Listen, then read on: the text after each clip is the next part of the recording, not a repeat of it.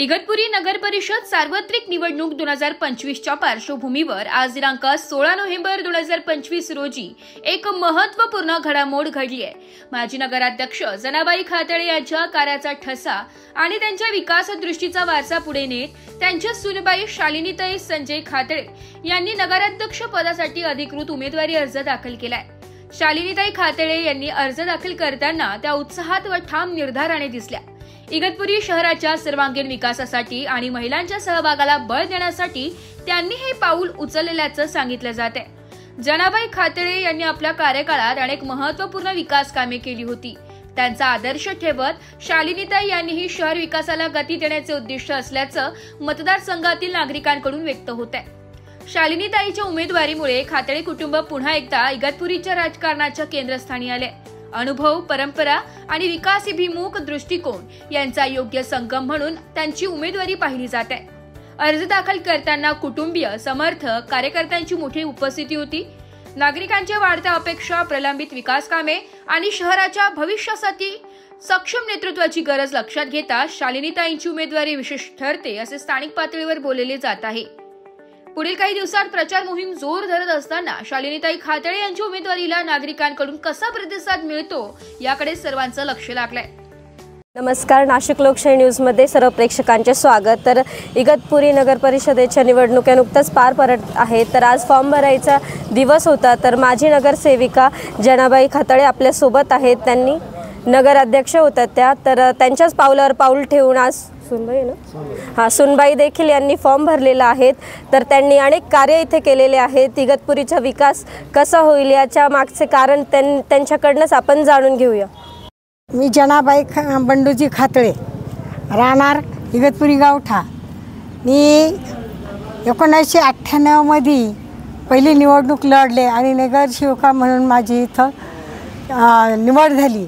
आणि त्या दिवसापासून मी एक कामाचा ध्येय माझ्या होता।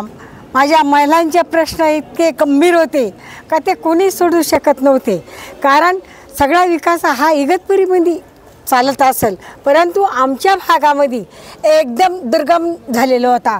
कुठली लाईट, नळ, पाणी काही एक नव्हतं। आणि मग मी स्वतः निर्णय घेतला की मी काहीतरी करून दाखवलं पाहिजे, कारण एक स्त्री आहे, स्त्रीच्या समस्या ह्या कोणालाही माहिती नसतात आणि त्या फक्त स्त्रीलाच माहिती असतात। म्हणून मी निर्णय घेतला का माझ्या गावाकरता मी काहीतरी केलं पाहिजे। आणि त्याचप्रमाणे त्या पावलावर पाऊल टाकून मी शिवसेनेच्या पक्ष म्हणून निवडणूक झाली माझी। आणि त्या दिवसापासून फक्त कामाचा ध्यास घेतला आणि ते काम असं सुरुवात केली का माझ्या गावात पहिली गोष्ट काही शाळा नव्हती। त्या शाळेपासून मी सुरुवात केली। तर मी माझ्या गावात पाणी नव्हतं, टँकरना पाणी येत होतं पण ते पुरेसं होत नव्हतं। महिला 3-3 किलोमीटर अंतरावर पाण्यासाठी भटकंती चालू होती आणि ती आसूर मला पुसायची होती। म्हणून मी पाण्याचा निर्णय सुरुवात केली। पाण्याचा प्रश्न मिटवला, शाळेचा प्रश्न मिटवला। रोड नव्हते, जे होते रोड ते कच्चे होते।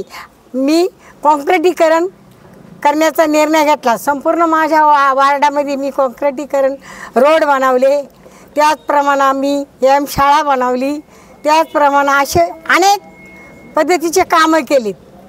आणि त्या कामाच्या विश्वासावर आज जी माझी सुनबाई मी उभी करीत आहे त्याच्या पाठीमागचं कारणच आहे का माझ्या गावासाठी अजून बऱ्याच काही त्रुटी आहेत। त्या त्रुटी मला भरून काढायचं आहे। मला एक माझी स्वप्नपूर्ती ही मला पूर्ण करायची आहे, कारण माझे इगतपुरी शहर म्हणजे इगतपुरी तालुका आहे। तालुक्याचं गाव असताना वंचित पडलेलं आहे, कारण ह्या इगतपुरीमध्ये कोणत्याही प्रकारचं ना मुलांना गार्डन, ना कॉलेज, जे कॉलेज आहे ते छोटे छोटे आहेत। मला दवाखाने नाही आहेत, दवाखाने आहेत तर इथून मला पेशंट नाशिकला न्यावं लागतं।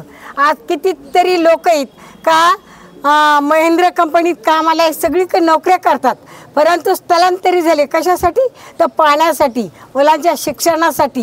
ही भटकंती मला बघवत नाही, कारण माझे जे स्थलांतरित झालेले मुलं लोक हे कसे माझ्या इगतपुरीत येतील आणि माझे इगतपुरी कशा प्रमाणात सुदृढ होईल आणि माझ्या रोजगाराला काम धंदा मिळेल याच्यासाठी माझा ध्येय आहे. एवढे बोलून मी माझे 2 शब्द संपवते. जय हिंद, जय महाराष्ट्र, जय भीम. नक्की सासूबाईंनी जे त्यांची मुलाचे कार्य सांगितलेले आहे त्यांच्याच पावलावर पाऊल ठेवून सुनबाई देखील ते कार्य कंप्लीट करणार आहेत व गावाचा विकास तसेच शहराचा विकास देखील करणार आहेत. तर आपण बघू शकतो की आपल्यासोबत मॅडम आहेत. तर आपल्यासोबत आहे शालिनी संजय खातळे मॅडम. तर आपण त्यांच्याकडनंच अधिक माहिती जाणून घेऊया. सासूबाईंनी काय सांगितलेलं तेच त्यांनी जे सांगितले त्यांच्याच पावलावर पाऊल टाकून काय इगतपुरीचा विकास जो आहे तो करेल. ब्युरो रिपोर्ट, नाशिक लोकशाही न्यूज, नाशिक.